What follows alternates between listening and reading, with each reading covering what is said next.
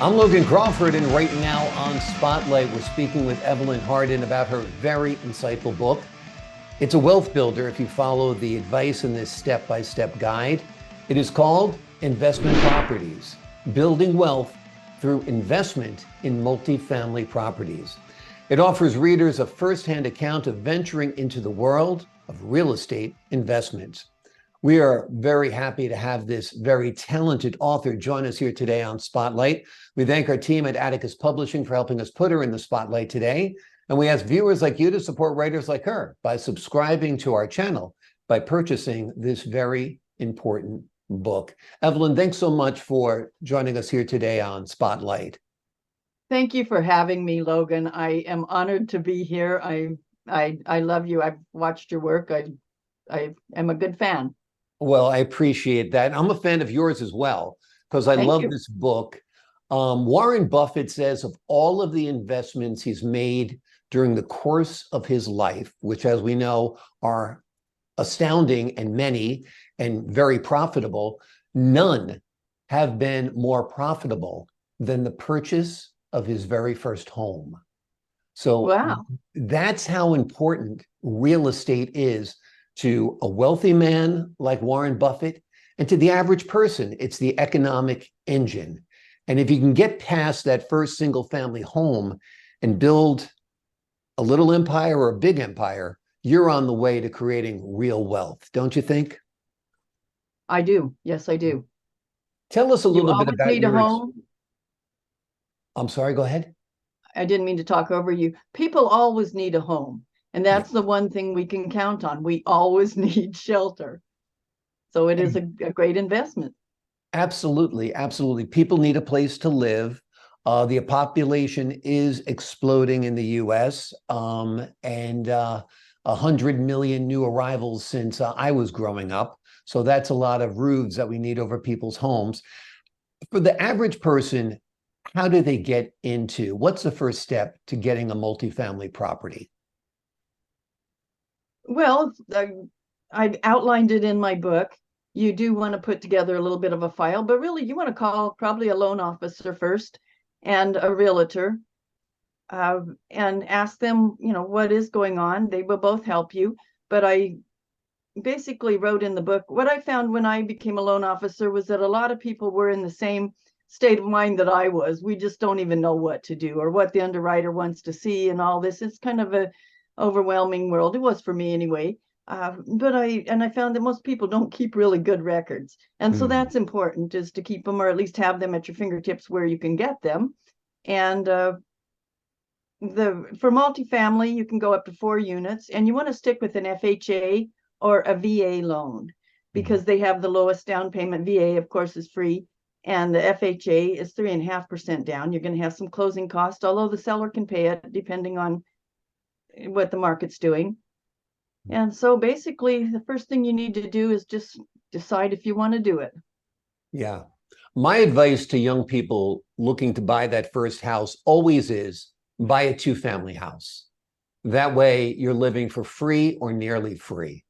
I totally agree with that. In fact, what I say is go ahead and buy the 4-plex, because then you are going to be living. I haven't paid rent or utilities in over 20 years. And that's why. Exactly. Using other people's money is better than using your own, for sure, whether it's the banks or your tenants. It's a great strategy. Why did you write this book? Are you looking to help other people create wealth through real estate investments like you have? Yes, that is my basic start. I actually started writing the book as a PowerPoint presentation. It wasn't a book then, it was a PowerPoint presentation, but it was to help people understand that it is really doable. It's easy to do. And it also helps if you really have all your records together that you need, and you go see your loan officer, and it goes on through the underwriter and whatever. But it helps to kind of know what you're doing, what you have, they will tell you how much you can qualify for, which I do go into that in the book. But real estate is a wonderful investment, and it is something that it's tangible. It's something that's going to protect you from the weather. Exactly. And stocks go up and down, stocks disappear. We've seen what's happened to crypto, but people need homes, like you said. And property will never be worthless. You know, it'll True. always be worth something. And historically, it's always gone up. I mean, we've had some blips and bumps over the last couple of decades, but generally it's going up, which is a great thing as well. Tell us a little bit about your personal journey. When did you start becoming a real estate investor, and when did it really start taking off for you? Well, I started looking into it years ago, probably close to 30 years ago. I just thought it would be a neat thing to do. And I thought, I have this, my rent or house payment, whichever it is always the biggest expense you have, pretty much. Yeah, And then I was inspired by a book written by Robert Kiyosaki, Rich Dad, Poor Dad, who kind of made it sound doable, but he also explained that you live there for free. You use other people's money. You have to provide a service to them that they want. Basically, you take care of the place, have it well maintained, make it look nice, make it usable for them, and they will come looking for it. And the more that you make it for what people want, the better that you are going to do. You're going to have the up and down markets. Real estate is going to go up and down, but it holds steady pretty much because the fact that people need a place to live. absolutely. What's your take on short-term vacation rentals and short-term rentals? Do you think that's a good investment also? Well, I just bought a resort 3 years ago, so I'm going to say yes. Yes, Let's say absolutely. our prayers here. But I have this Absolutely. beautiful place that I am overlooking a beautiful bay with mountains behind it, and everything is blue. We have today a clear blue sky with some clouds floating in it. And in the summer, we have a lot of pink fireweed and colors like that. But I think short term is good. We need a balance, long term and short term. People need a place to live, and they love to go take vacations. Yeah. And the short-term renters are nice because short-term problems are just that, short-term problems, as opposed to sometimes you can get into a long-term problem with a renter. Um, but I True, and I dealt with a lot of those. People come yeah, and go. People have problems. People lose jobs, and they may need to move on. exactly. If you were to give someone your best advice right now on how to get started, aside from getting all your paperwork together before you go to your loan officer, what would you say that is? You need to look around and get it. Maybe a lack of a better term, get in the mood for it. Look Yeah. around and see what's available. Talk to landlords. Talk to people who rent. If you're a renter yourself, that is actually great research because Yeah. you're right there in the middle of the market. But that's what you need to do. Decide if it is for you or for not. Some people, I enjoy doing the kind of work, taking care of a place, cleaning up after somebody moves out and redoing it, redecorating. Not everybody does. And you can trade a lot of work. Some of it you want to do yourself, some of it you want other people to do. But basically, that's what you want to do. First of all, is just get a good idea and see if it's something that you want to do and count what it would do for you. My idea was that it would take away the biggest expense that I had and give me and my family a comfortable place to live.